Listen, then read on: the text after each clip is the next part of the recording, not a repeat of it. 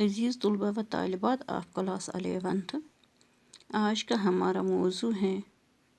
جگر مراد آبادی کی غزل نمبر 1۔ پیج نمبر ہے یہ نصابی کتاب کا 139۔ تو بیٹے کل ہم نے اس کے شاید 1-2 اشعار تشریح کیے ہیں۔ اب آج اس سے آگے تیسرا والا شعر تشریح ہمیں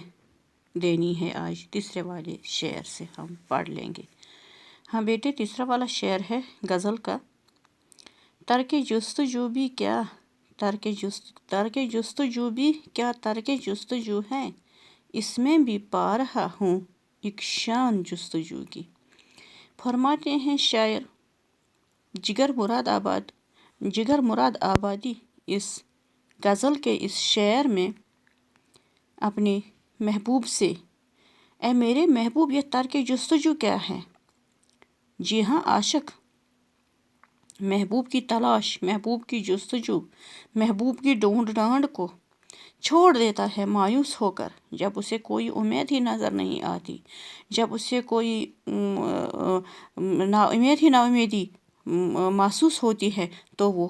عاشق کی تلاش کو، اپنے محبوب کی تلاش کو چھوڑ دیتا ہے۔ لیکن یہ ترک جستجو کیا ہے؟ یہ تلاش چھوڑنا بھی کیسی ہے کہ اس میں شاید ہر وقت اور ہر لمحہ پھر بھی عاشق کو محبوب کی جستجو ہی نظر آتی ہے، یعنی اسے لگتا ہے کہ وہ اس سے ترک نہیں کر سکتا، اسے ہر ہمیشہ اس کی اپنے محبوب کی محبت اس کے دل سے پیوست ہو جاتی ہے، ایسی پیوست ہو گئی ہوتی ہے اس کی محبت اس کے دل میں کہ وہ اس کی تلاش کو چھوڑ نہیں سکتا۔ یہ اس کے لیے مشکل ہے، عاشق کے لیے یہ مشکل ہے کہ وہ اپنی محبوب کو چھوڑنا ترک کر دے، محبوب کی تلاش کو ترک کر دے۔ اس لیے وہ اس جستجو کو، اس ڈھونڈ ڈھانڈ کو چھوڑنے کے باوجود بھی اسے محسوس ہوتا ہے کہ وہ ہر ہمیشہ اسی کی محبت، اسی کی تلاش، اسی کی جستجو میں محو اور مشغول رہتا ہے۔ اس کے بعد والا شعر، ہو کے پلٹیں جب ہر طرف سے نظریں، دل ہی کو بت بنایا دل ہی سے گفتگو کی۔ فرماتے ہیں کہ جب عاشق ہر طرف سے مایوس اور نا امید ہو کر پلٹ جاتا ہے، جب اسے کسی طرف بھی محبوب کی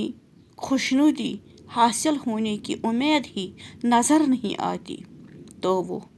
مایوس ہو کر اپنے دل کو ہی اپنا بت خانہ بناتا ہے،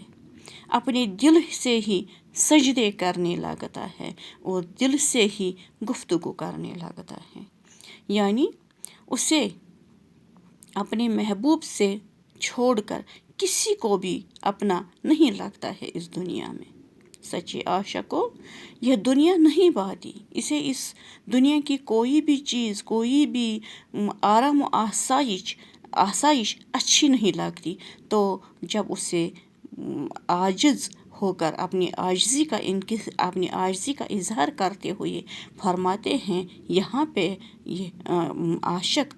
یہ شاعر، کہ جب عاشق حقیقی کو ناامیدی اور مایوسی ہی نظر آتی ہے ہر طرف سے، جب اسے محسوس نہیں ہوتا کہ اسے اپنے محبوب کی خوشنودی، اپنی محبوب کا دیدار حاصل ہو سکتا ہے اس دنیا میں، تو وہ پلٹ کر واپس نا امید ہو کر اپنے دل سے ہی باتیں کرتا ہے، یعنی اپنے احوال اپنے دل سے ہی بتاتا ہے کہ اب میں کیا کر سکوں۔ آخری والا شعر غزل کا، تو خوب جانتا ہے اور جان و دل کے مالک، تو خوب جانتا ہے اور جان و دل کے مالک، ہر حال میں جگر نے تیری ہی آرزو کی۔ اس آخری شعر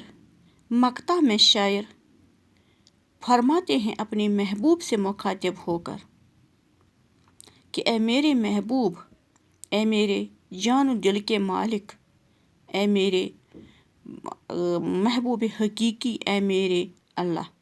تو اچھے سے جانتا ہے، تو خوب جانتا ہے، یہ تو آپ اچھے سے جانتے ہیں کہ ہر حال میں جگر نے، کہ میں نے یعنی جگر مراد آبادی نے ہر حال میں، ہر لمحہ اس دنیا میں صرف اور صرف تیری ہی آرزو رہی میرے دل میں۔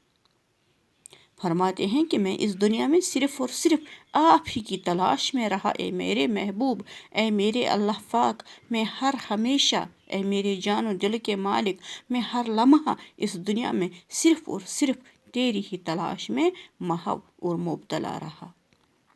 تو پھر آپ ہی بتاؤ کہ میں اس طرح پریشان اور مایوس کیوں ہوں، جب کہ میں نے صرف اور صرف میرے دل میں آپ ہی کی تمنا ہے، آپ ہی کی آرزو ہے۔ ہاں بیٹے، اس وقت اتنا ہی، یہ پوری غزل ختم ہو گئی یہاں پر ہی۔ اب باقی اللہ حافظ۔